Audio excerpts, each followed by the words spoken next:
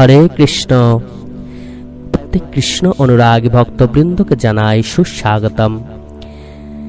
ভগবান শ্রীকৃষ্ণ আমাদেরকে নাম ধ্যানের বিধান দিয়েছেন, তিনি নাম জপার বিধান দিয়েছেন। এই নাম জপার ফলে আমরা কিন্তু মহাপুণ্যের অধিকারী হব। ভগবান শ্রী শ্রী গীতায় আমাদেরকে এই নাম কিভাবে জপতে হয় সে বিষয়ে কিন্তু স্পষ্ট করে বলে দিয়েছেন। আমরা যদি ভগবানের কথা মেনে নাম জপতে পারি তাহলে আমাদের ভগবত প্রাপ্তি হবে, আমরা ভগবানকে লাভ করব।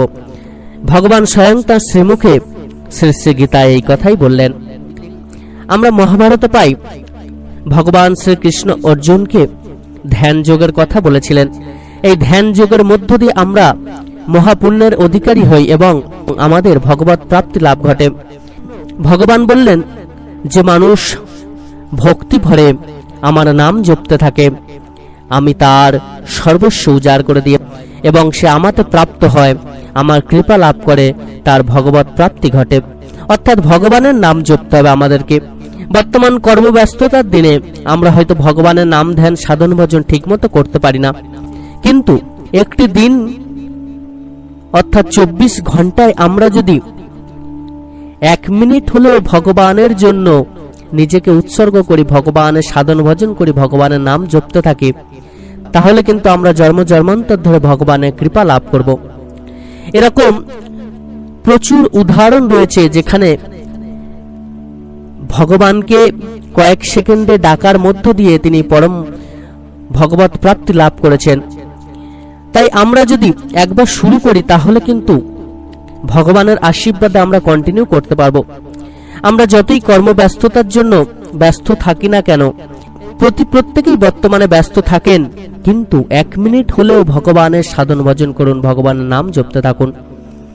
24 ঘন্টার মধ্যে 1 মিনিট তো আমরা ভগবানের জন্য দিতেই পারি, যতই ব্যস্ত থাকি না কেন। তাই অজুহাত নয়, চেষ্টা করবেন দয়া করে। সকল ভক্তমত মায়েরা, আমার কথাগুলি আপনাদের যদি খারাপ লাগে দয়া করে আমাকে ক্ষমা করে দেবেন। প্রচুর ভক্ত মানুষ আছেন, অনেক চেষ্টা করেন, হয়তো ভগবানকে ডাকতে পারেন না, সাধন ভজন করতে পারেন না। তো ভগবানের আশীর্বাদ আপনাদের উপর বর্ষিত হোক।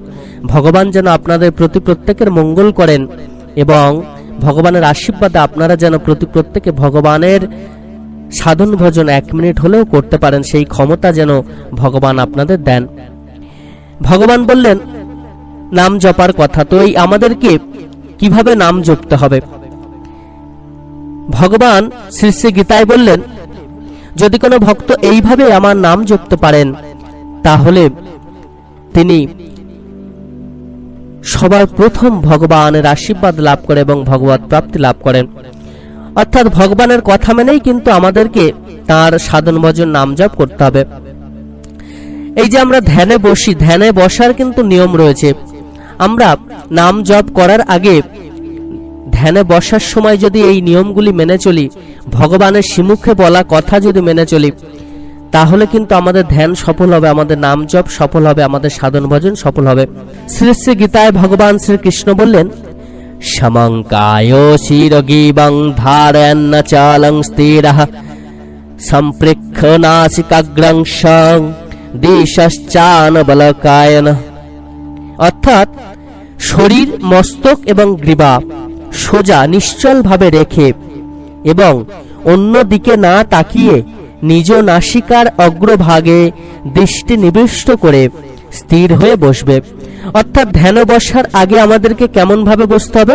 আমাদের শরীর, মস্তক এবং গ্রীবা সোজা নিশ্চল ভাবে রেখে কোনো দিকে আমরা তাকাবো না, ভগবানের দিকে তাকিয়ে থাকবো, ভগবানকে দু চোখ ভরে দেখতে থাকবো। তারপর আমাদের নাসিকার অগ্রভাগে দৃষ্টি নিবদ্ধ করতে হবে। ভাবেই আমরা যদি স্থির হয়ে বসে ভগবানের সাধন ভজন করি, ভগবানের নাম জপতে থাকি, তাহলে কিন্তু আমরা সহজে ভগবানের আশীর্বাদ লাভ করব, আমাদের ভগবত প্রাপ্তি ঘটবে। ভগবান আরো বললেন প্রশান্তাত্মা বিগত ব্রহ্মচারী ব্রত স্থিতঃ মন সংযমমচ্চিত্ত যুক্তাশিত মৎপরঃ। যিনি প্রশান্ত চিত্ত, ভয় রহিত এবং ব্রহ্মচর্যশীল এরূপ সতর্ক যোগী মনকে সংযত করে, আমাতে চিত্ত নিবিষ্ট করে, মতপরায়ণ হয়ে স্থিত হবে। অর্থাৎ যার অন্তঃকরণ রাগ অর্থাৎ আসক্তি দেশজনিত দ্বন্দ্ব থেকে মুক্ত, শরীরে আমি আমার ভাব না থাকায় যিনি ভয়শূন্য এবং ব্রহ্মচারী নিয়ম পালনে যিনি রত, তিনিই ধ্যান যোগের অধিকারী। ধ্যান যোগী সজাগ থেকে মনকে সংসার থেকে সরিয়ে ভগবানে নিবিষ্ট করবেন। তিনি ভগবত পরায়ণ হবেন, অর্থাৎ ভগবত প্রাপ্তি ভিন্ন তার যেন অন্য কোনো উদ্দেশ্য না থাকে।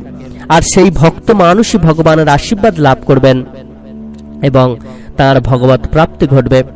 সকল ভক্ত ভক্তিমতী মায়েরা সকলে খুব ভালো থাকবেন, সুস্থ থাকবেন, সুন্দর থাকবেন।